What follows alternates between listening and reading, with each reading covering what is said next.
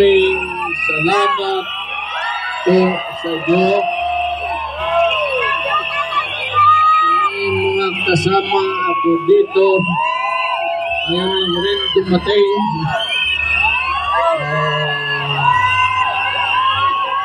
Si Ipe, Senator Bongo, Senator Bato, Fiscal, si Fred, kita naman yung Fred,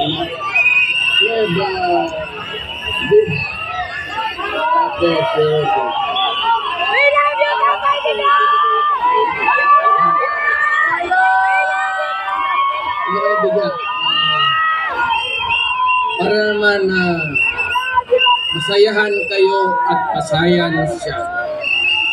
At may ikwento lang niya, may kwento niya sa pamilya niya pag-uwi niya. 10 to 15 minutes. Senator Bato.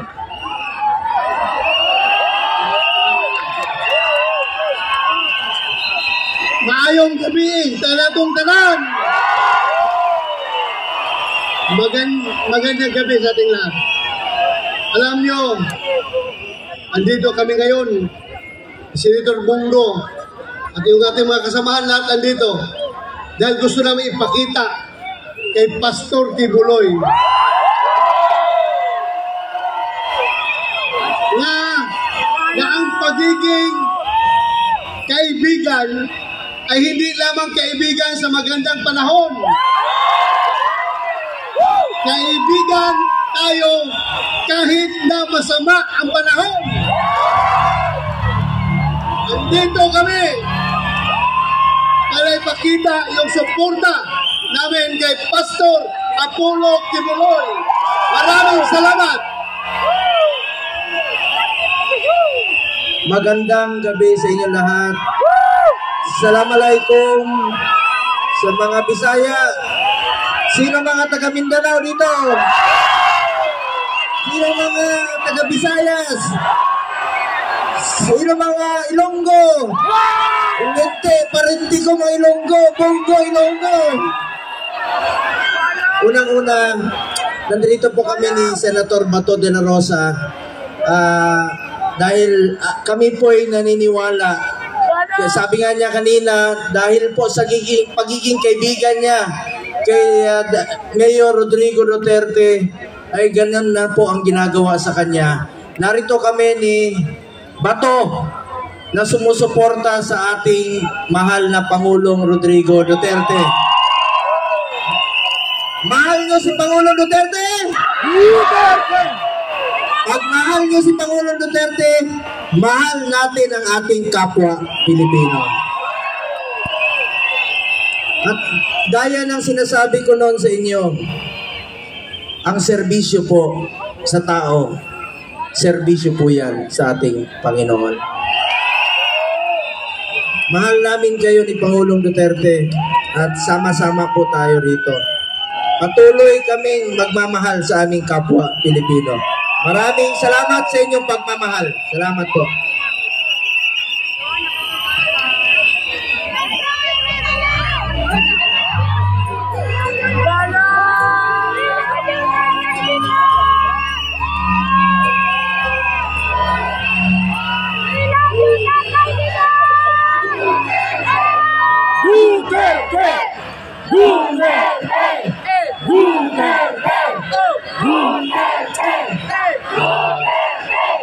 Mga kababayan kong Pilipino, sa makaisa pa, ngayon ko lang rin kayo nakita eh. So, umalis ako ng Malacanang ngayon lang. So, pagpatawarin po ninyo ako, maghingi ako ng tawad. It comes late, but maraming salamat sa inyo at ginawa ako ninyong presidente.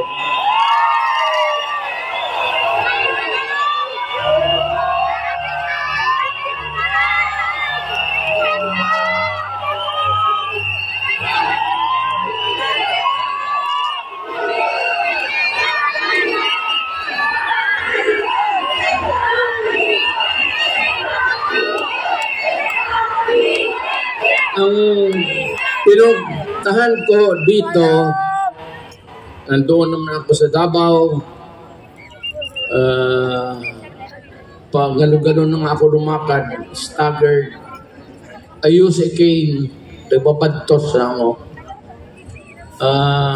Because of old age. I used to be, pupunta ako dito ng Davao, dito na ako nag-aral, at matatag at matigas ang katawan. Hindi ko naman akalain na abutin ako ng Panginoong Diyos.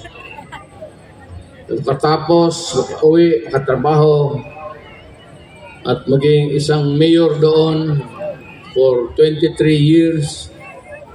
Naging congressman, vice mayor ako ng anak ko.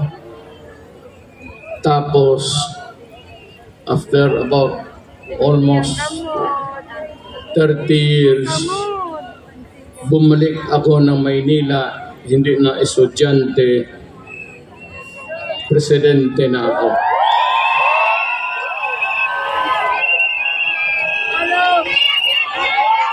Itong ibigay ko sa inyo, maliit ito na bagay.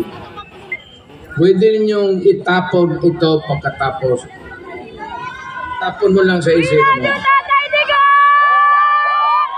Pero pagdating ng panahon, nakikiusap ako sa inyo, nakaluhod, na huwag ninyong kalimutan, ito ay legal. It could spell the difference of what we have now, what we can pass to you, our children. At adong maibigay mo sa iyong mga apo at mga apo at mga anak na mo apo. Alam mo, may mga tao talagang ayaw ko sanang lumipas na eh. Lumipas na. But every time sa ating history ni kung may presidente man who started first of all, na una, gusto niyang kulikutin, pakialaman, kalkalin niya ang Constitution. Unfortunately, Ferdinand Marcos Sr. Kaya nakataroon tayo ng from 4 years to another 4 years to martial law hanggang naging 20 years. He could have done it in 10 years. But because they wanted themselves in power, may mga tao dito kayo, lubay kay, binanganak kayo si Marcos, nakatayin lang kayo dyan sa nilibing kayo, si Marcos pa rin ang presidente ninyo. Yan lang nga. You know, kayo sa likod, yung mga lumad,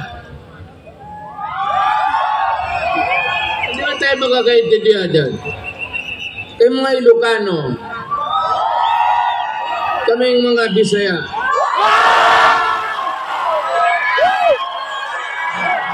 mga Waray, mga Moro, nung unang panahon, nakakaintindihan ba tayo? Nung una, inalipin tayo ng mga Espanyol. Wala tayong pulbura. Ang sekreto niyan, pulbura pati kanyon. So nung unang putok-putok, at mabuti na lang itong si Magellan, sumimple, bumunta sa likod ni Magellan, at pinutol yung itlog niya ni Magellan.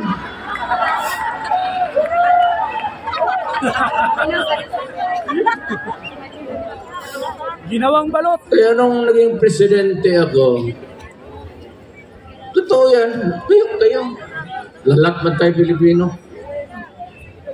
Tingin-tingin ako dyan sa mga stamps. Jose Rizal, Bonifacio, Apolinario Mabini, si Jacinto, Marcelo H. del Pilar. Okay yan sila. Naririnig na natin noon sa mga lulo ko na ito mga mahusay ng tao. Pero nung nagpapalaki ako ng palaki, bakit puro Tagalog ito? May Ilocano. Sabi ko, wala ba tayong Bisaya na hero?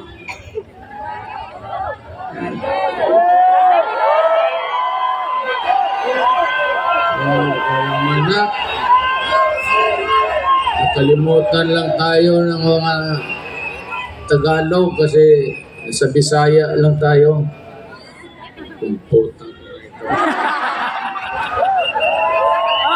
Kaya nung nagpresidente ako, tinawag ko ito ba historical commission natin. Yung tagagawa ng mga stamps natin. Hoy! Kaya.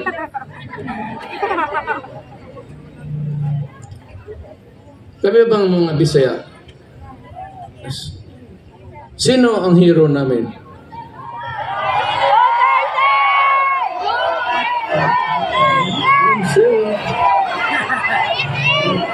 Na balitaan namin si Daguhoy sa Cebu. Lapu-lapu. Ang problema kay Daguhoy of later years, nung bago na, ito mga pulis na gago, lahat ng pulis, ang tawag nila sa mga ganon, Daguhoy. Kung bakit ito kipangalan Daguhoy ang mga animal na kriminal na paano na si Daguhoy hindi natin mahiro? O sino pa sabi ito?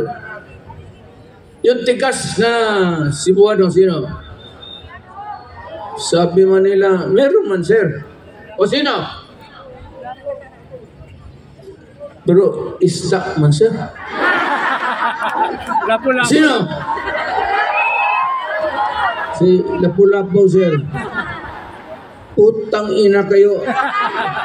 Yun ang pumatay kagwedip. Bukas pag walang istampa yan.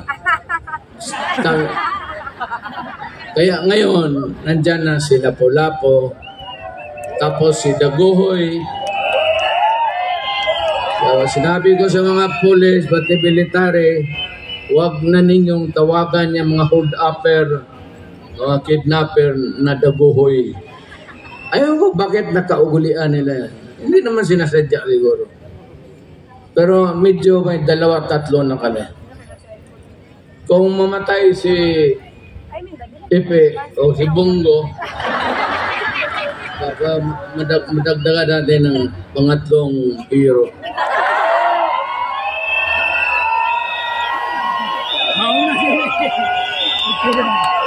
Ito lang, hindi ko na lang habain.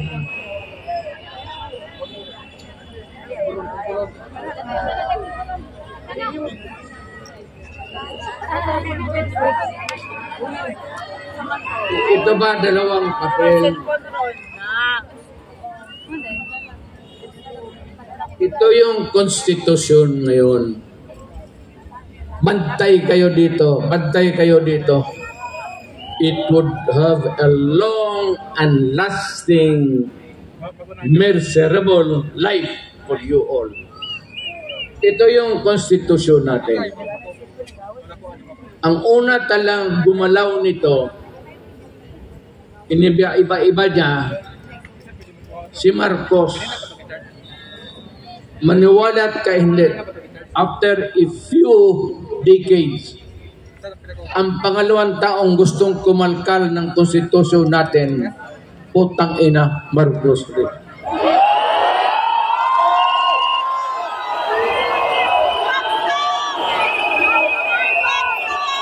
ano ang dahilan. Gusto lang nilang ito. Yumaman! Sabi man itong mga putang ina, naging congressman rin ako. Sabi nila, ito lang mga provision, edukasyon, papasukin natin yung mga lahat, Princeton, kung ano yung, maganda. Okay naman tayo. Yung UP natin, hindi naman matatalo. Education, advertisement, para sa akin, hindi na kailangan. Walang putang ina, walang pinta. Yan ang excuse ni Marcos noon. Pati ang excuse ni Marcos noon. Marcos. Pareho yan niya. Except dito, sa isang linya lang. Yan lang ang target nila. Ito, excuse lang ito para mabuksan lang ang konstitusyon. Hindi mo sabihin na ito lang ang galawin namin. Pag nagalaw yung konstitusyon, putang ina, walang makakapara, lahat na everything ko. Ang gusto nilang pakialaman, ito, yung termino ng tatay niya, na binalastog niya, at itong konstitusyon ngayon ni Martin Romualdez, asawa ni Lisa, kasi si Bongbong.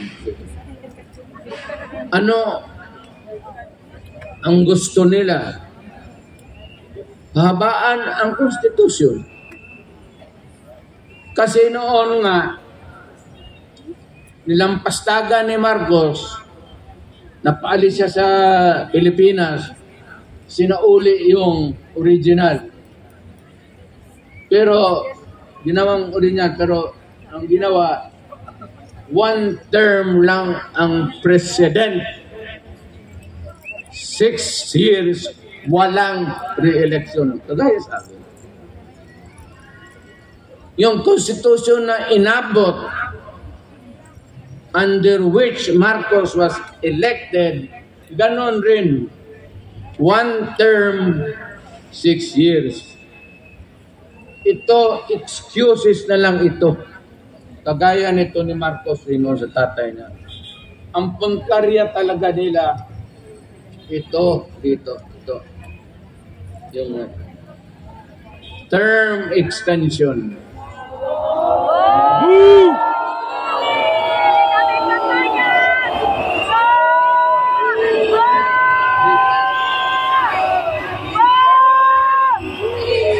Yang constitution kung saan na siya nahialal, one term 6 years. Ngayon, gusto nilang chat-chat, People's Initiative. Ang balita ko, may pangatlo na yan, Constituent Assembly by Congress. Mukhang inumpasahan na nila kahapon. Mas madali yun at walang objection. So, kung may galawin man ang konstitusyon, isa lang. Pahabain lang talaga ni Marcos kung anong ginawa ng tatay niya, gagawin. Ako, na-elected ako under this constitution. It says that I served 6 years. Then after that, I go out. Umalis ako. Pero itong mga tao talaga, Marcos doon, unang panahon, Marcos dito, basta panahon ng Marcos, putang ina, napakialaman talaga yung konstitusyon. Pinapahaba yung trabaho. Kayong pumayag na gano'n. Kababuyan yan. Sabi ko sa iyo, hindi tayo magkakilala lahat. Kung unang panahong nagkita tayo dito sa Maynila, magpatayan tayo. Ilocano ka, Batanggenyo ako, Bisaya ako, Waray, Boro. But in 1935, yung matatanda natin, yung mga minuno natin, nung binatawan tayo ng Espanyol, ang Espanyol nag-istambay sa Pilipinas ng 400 years.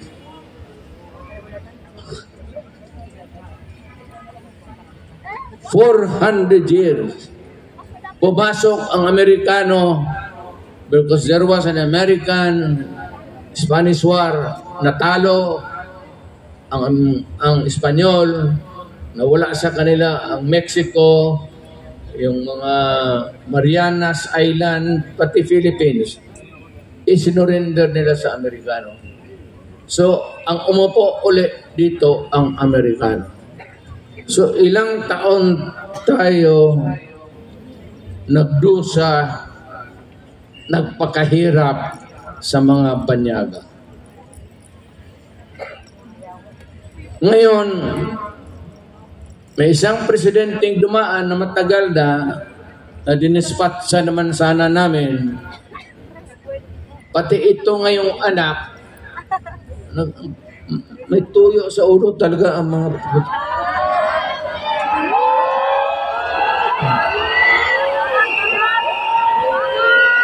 Gusto pahabain.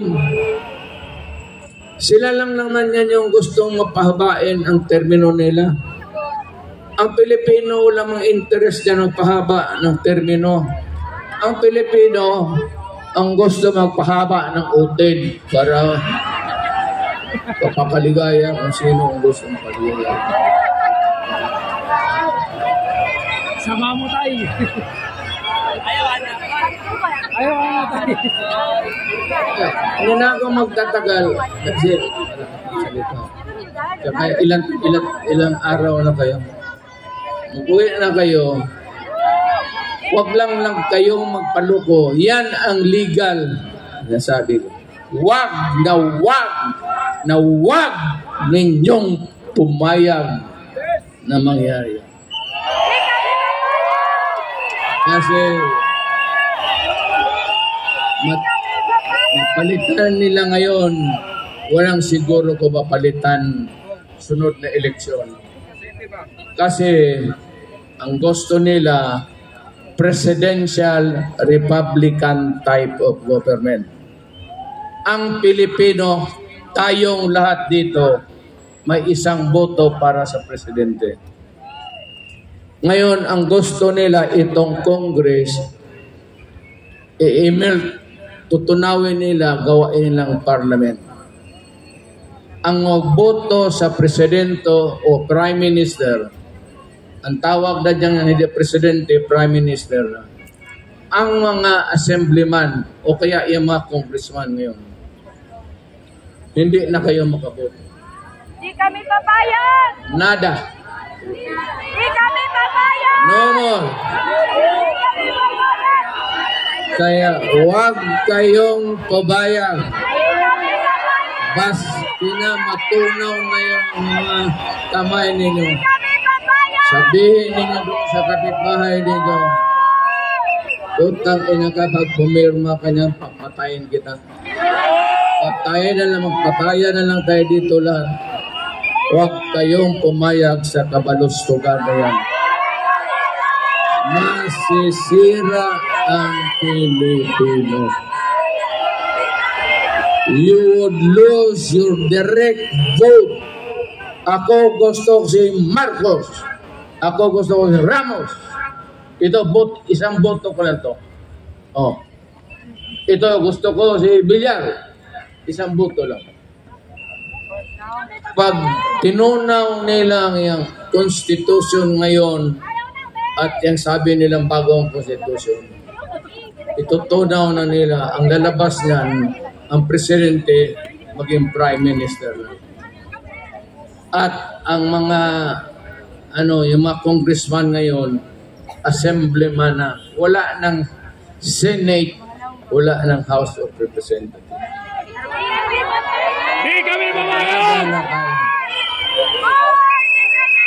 sakali man itapon lang ninyo ang oras kung sa anong oras kayo mag-umpisa dito. Pagka ganun, meron akong ipagbilin sa inyo.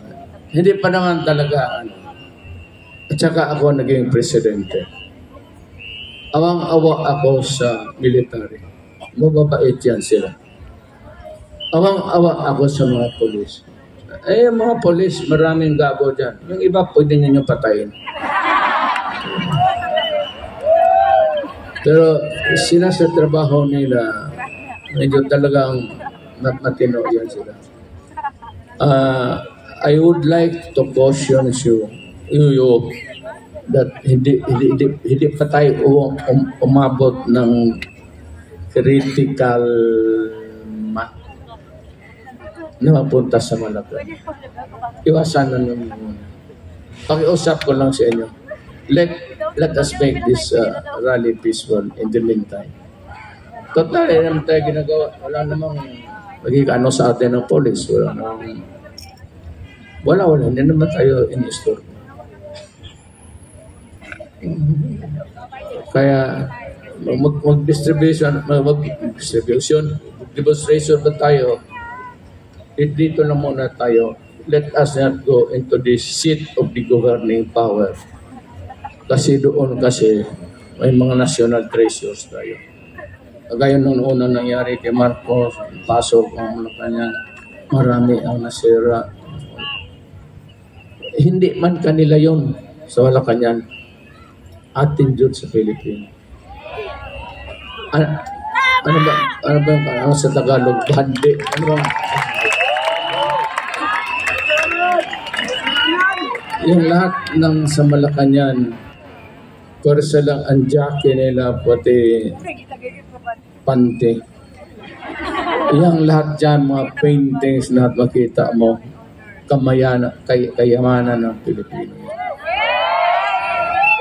So, huwag muna doon at pumunta to doon, huwag natin sirain. Kita kayo. Ang huwag ninyo kalabanin ang police pati military.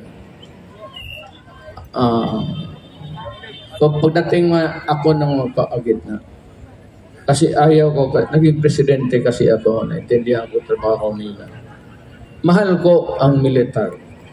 Mahal ko ang mga police.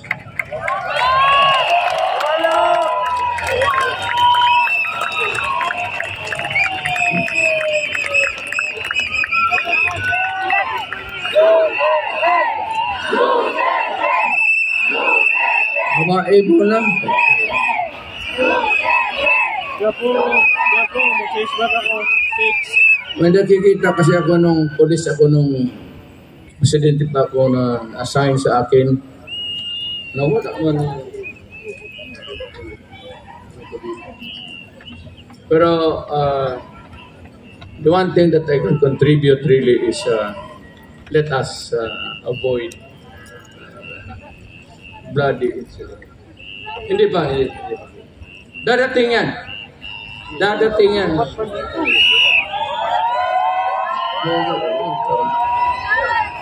Pag lang itong si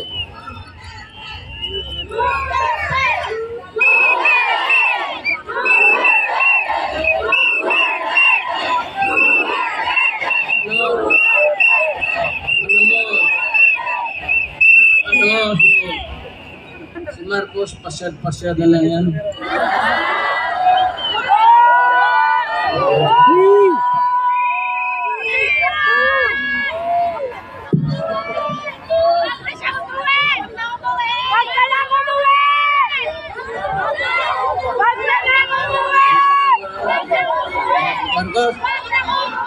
Marcos, ano?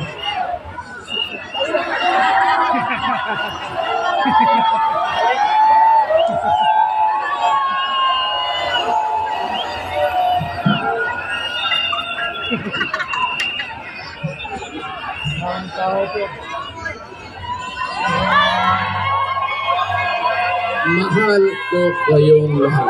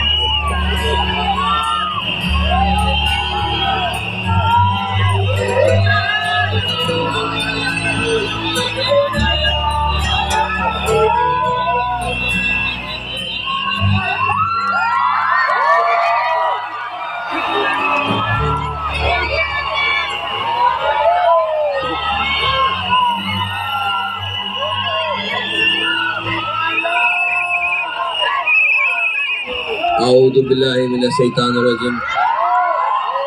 Bismillahirrahmanirrahim. Magandang gabi po sa inyong lahat. Alam niyo po, itong samahan na ito, walang iwanan nito.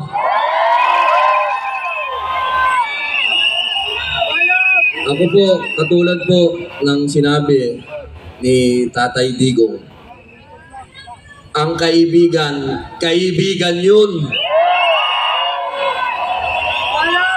Lalo na kapag kakampi mo pa. Hindi ko po makakalimutan ang ibinigay sa aking suporta, unang-una, ni Pastor Kibuloy.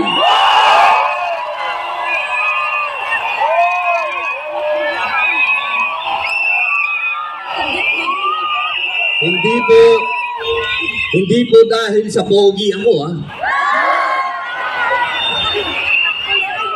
Kami pong dalawa ni Pastor ay naniniwala na dapat tapusin na ang armed struggle dito sa Pilipinas. Katulad po ng sinabi ni Tatay Digong, ang kailangan natin sa bansang ito ay law and order. At iyan po ang ipinaglaban ni Pastor Kibuloy.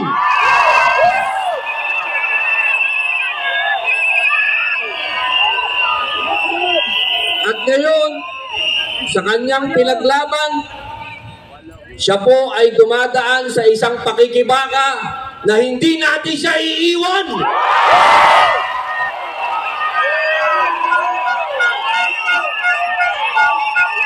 Hindi natin pwedeng iwan ang taong nagsakripisyo sa bayan.